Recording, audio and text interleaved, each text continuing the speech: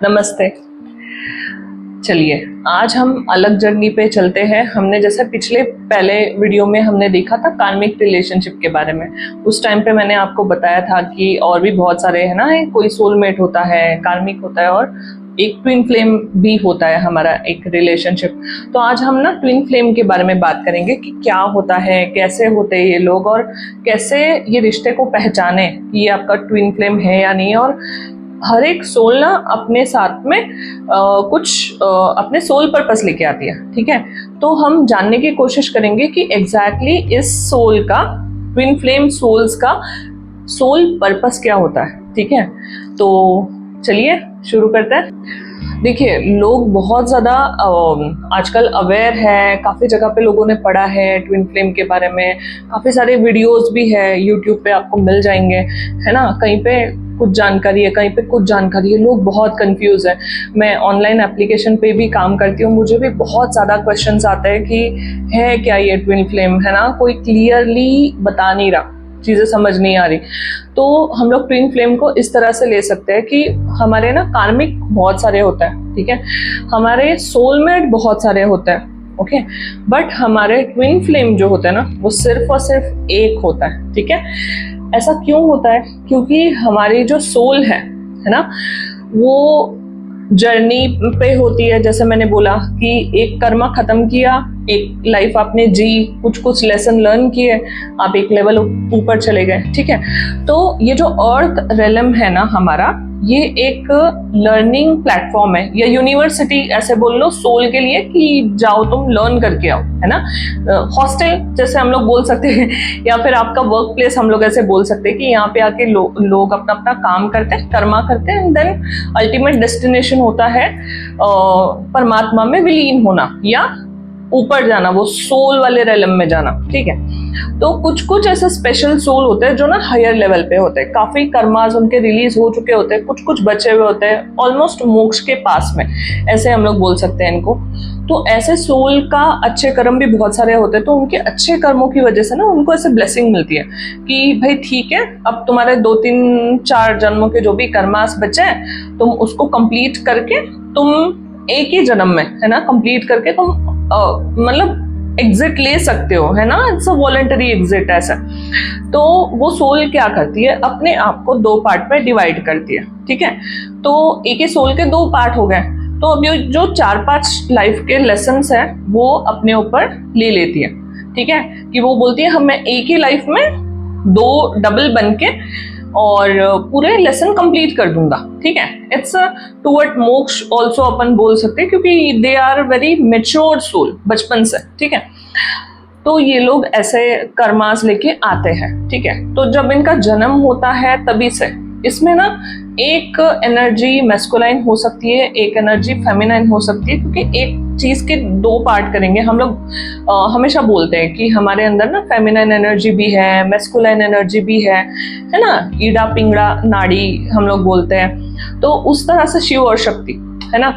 तो उस तरह से अगर उसको बीच से आधा कट कर दिया गया तो आधे साइड में फेमिनाइन एनर्जी चली गई, आधे साइड में मैस्कुलाइन एनर्जी चली गई। तो बचपन से दे आर फीलिंग पहले तो ना इनकम्प्लीट, बहुत ज्यादा इनकम्प्लीट फील करता है। और हमेशा लाइफ में ऐसा होता भी है इनको, बिकॉज आप लोग इनकम्प्लीट हो ना, तो हमेशा वैसी चीजें अट्रैक्ट करते हो, ठीक है। तो इनको प्यार नहीं मिलेगा, इनको इमोशनल सपोर्ट नहीं मिलेगा, हमेशा दे फील लो, ठीक है। और कोई एक, उन दोनों में से कोई एक ऐसा हो सकता है कि बहुत ज्यादा प्रैक्टिकल हो, बहुत ही ज्यादा ऐसे। ऑफ कोर्स बचपन से ऐसे ऐसे चीजें होती गई कि वो पत्थर दिल बन गया, उसको तो कोई फर्क ही नहीं पड़ता, कोई आए कोई जाए, किसी का कुछ नहीं, मैं अपने बारे में सोचूंगा, बहुत प्रैक्टिकल, बहुत ज्यादा प्रैक्टिकल। और कोई ऐसा होता है कि वो बहुत ज्यादा इमोशनल होता है। अब इसमें फिर मेल एंड फीमेल का ऐसे कुछ नहीं बोल सकते। मैंने तो बहुत बार ऐसा देखा है ऐसी जर्नी में कि मोस्टली मेल फेमिनाइन एनर्जी में होता है। दे आर वेरी मतलब ना ऐसे प्रोटेक्टिव, बहुत ज्यादा इनसिक्योर, बहुत ज्यादा अगर ये चली गई तो क्या होगा, मैं तो जी ही नहीं पाऊंगा। एंड फीमेल्स बहुत ज्यादा मैस्कुलाइन एनर्जी में होती है। दे आर लाइक कि यार छोड़ो ना, कोई फर्क नहीं पड़ता, ये क्या तो कोई और है ना। They are not aware with, है ना, वो इमोशनल कनेक्ट ही नहीं बना पाते किसी के साथ में, बिकॉज ऑफ उनके चाइल्डहुड वो जो भी है ना, ट्रॉमास जो वो फेस करते हैं उसकी वजह से। तो बचपन से ही इन लोगों की लाइफ थोड़ी सी डिफिकल्ट, अप्स एंड डाउन्स वाली होती है, ठीक है। ऐसे करते करते ये लोग बड़े होता है। मोस्टली ऐसा देखा गया कि ना दोनों में डिफरेंस बहुत ज्यादा होगा, ठीक है। कुछ कुछ सिमिलर होगा, बहुत सारी चीजें अलग होंगी, ठीक है। एज गैप बहुत ज्यादा देखा गया है मोस्टली, क्योंकि ना यूनिवर्स नहीं चाहता। जैसे दो दोस्त है ना, बहुत बेस्ट फ्रेंड है, तो क्लास में टीचर मेक श्योर कि यार तुम लोग अलग अलग बैठो, तुम अपनी पढ़ाई नहीं करोगे, ये भी अपनी पढ़ाई नहीं करेगा, और तुम सब खराब कर दोगे, है ना, पढ़ोगे नहीं। तो वो चीज के लिए यूनिवर्स भी इन दोनों को अलग कर देता है। बहुत ज्यादा चीजें अलग होती है दोनों में, ठीक है, अपोजिट होते हैं बेसिकली। तो यूनिवर्स नहीं चाहता कि आप अपने कर्मा खत्म करने के तक आप दोनों मिलो, ठीक है। वो मेक श्योर करता है कि आप दोनों ना मिलो, या दोनों में कुछ ना कुछ प्रॉब्लम होती रहे मिलने के बाद भी, ओके। तो ऐसे करके ये सोल की जर्नी आगे बढ़ती है कोइंसिडेंटली, बिकॉज अभी जैसे 3D वर्ल्ड में है ना, हम लोग बहुत जल्दी लोगों से मिल लेते हैं, हम लोग है ना, फ्लाइट पकड़ लिया, यहाँ से वहां चले गए। तो ऐसा बहुत बार होता है ना कोइंसिडेंटली, यार एयरपोर्ट पे कोई मिल गया, फ्लाइट में कोई मिल गया, कहीं घूमने गए थे वहां पे तुमको कोई मिल गया, और वो तुम्हारा सोलमेट निकल गया, तुम उसको भुला ही नहीं पा रहे हो, कंटिन्यू वो तुम्हारे दिमाग में चल रहा है ना। इस तरह का रिलेशनशिप होता है ये। अचानक से कहीं और से कोई सडनली आएगा तुम्हारी लाइफ में, इतने सालों का तुम्हारा बिलीफ सिस्टम एकदम चेंज हो जाएगा, ठीक है। वो चीज से तुम निकल ही नहीं पाओगे बाहर, okay, because he is your other part, है ना, 50% पार्ट है तुम्हारा। उससे मिलके उससे छोटा सा इंटरेक्शन भी बहुत इम्पैक्ट डालता है सोल के ऊपर, स्पेशली जो फेमिनाइन एनर्जी में है, बिकॉज वो एनर्जीज को बहुत अच्छे से कैच करती है ना। फेमिनाइन एनर्जी वो अंडरस्टैंड करती है कि हर कुछ तो अलग है इसके साथ में, है ना, ऐसे खिंचाव, मैग्नेटिक पुल फील होता है। तो ये रिलेशनशिप इस तरह से आगे बढ़ता है। अब दूर तो रह नहीं पाते, है ना, बार बार कनेक्ट करने का मन करता है, कनेक्ट होते हैं, आगे चीजें बढ़ती है। पर यहाँ पे प्रॉब्लम ये आता है कि दोनों बहुत ज्यादा एक दूसरे की ताकत बनने की बजाय ना, दोनों एक दूसरे की कमजोरी बन जाता है। तो यहाँ पे क्या होता है, ये दोनों जब एक दूसरे से मिलते हैं ना, तो वो अट्रैक्शन इतना ज्यादा होता है कि ये ना अपनी नॉर्मल लाइफ जीना भूल जाता है, ठीक है।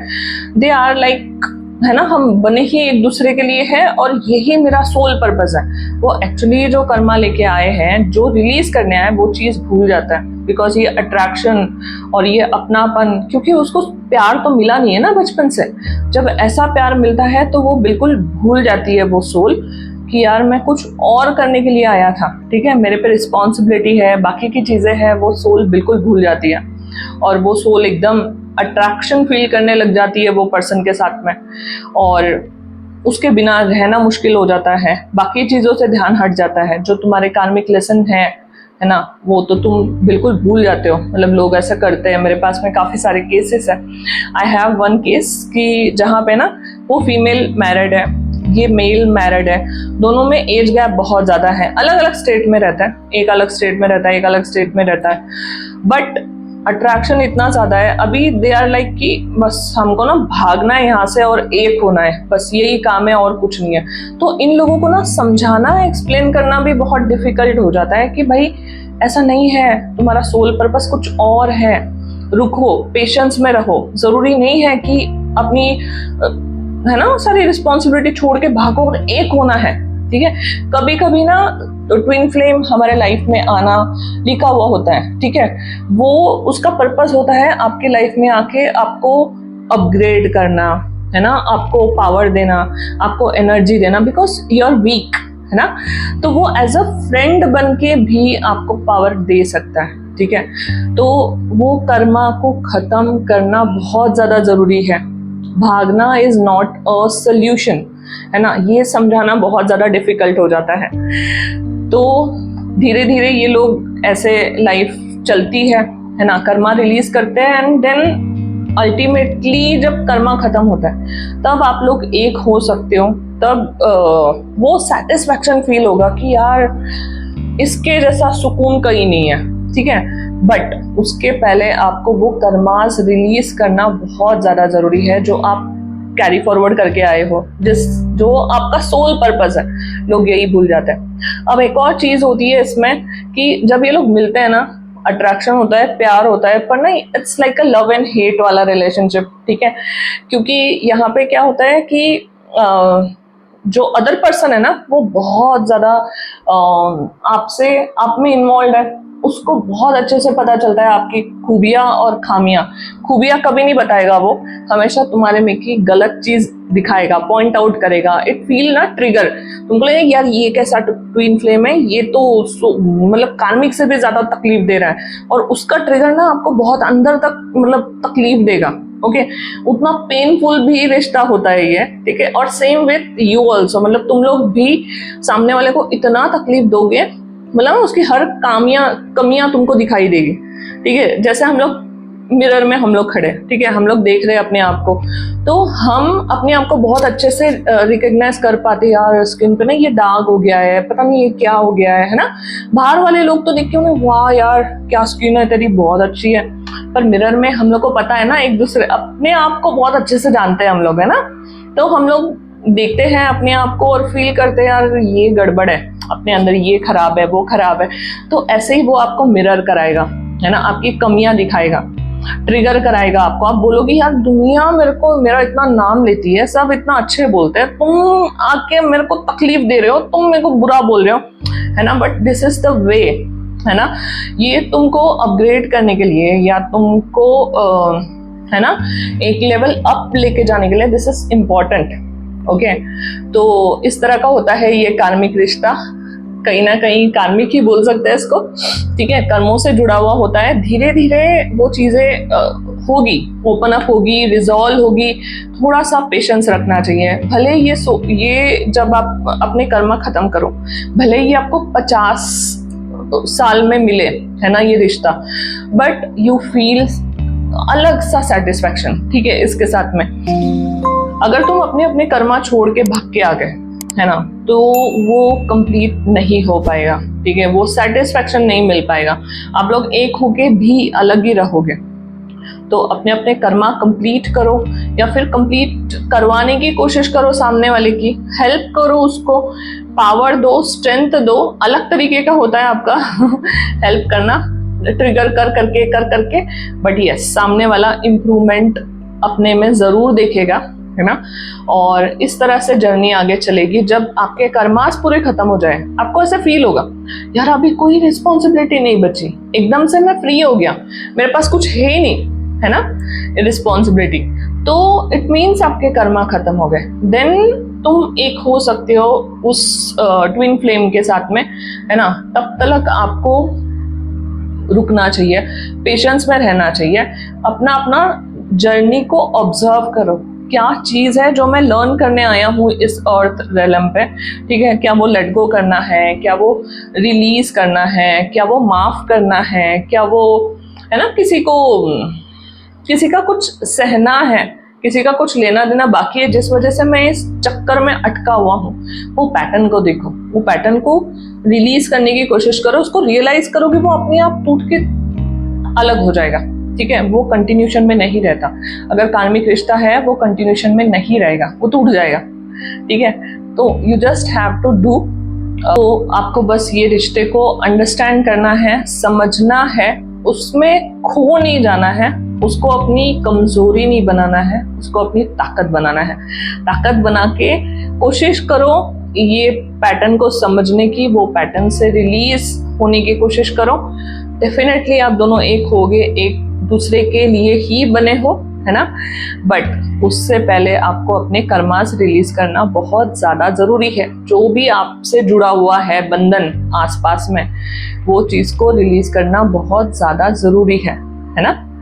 तो चलिए, ये थी ट्विन फ्लेम की कहानी। इस तरह से इनकी जर्नी होती है और इस तरह से ये लोग ना मोक्ष की तरफ जाते हैं। When they release their karma, तो बहुत ज्यादा चांसेस है कि शायद वो दोबारा जन्म लेके ना आए, बिकॉज अल्टीमेट डेस्टिनेशन कंप्लीट हो गया उनका। फाइनली सारे कर्मा खत्म करके एक हो गए, अब दोबारा जन्म लेने की जरूरत नहीं है, ठीक है। तो इस तरह की होती है इन लोगों की जर्नी, ठीक है।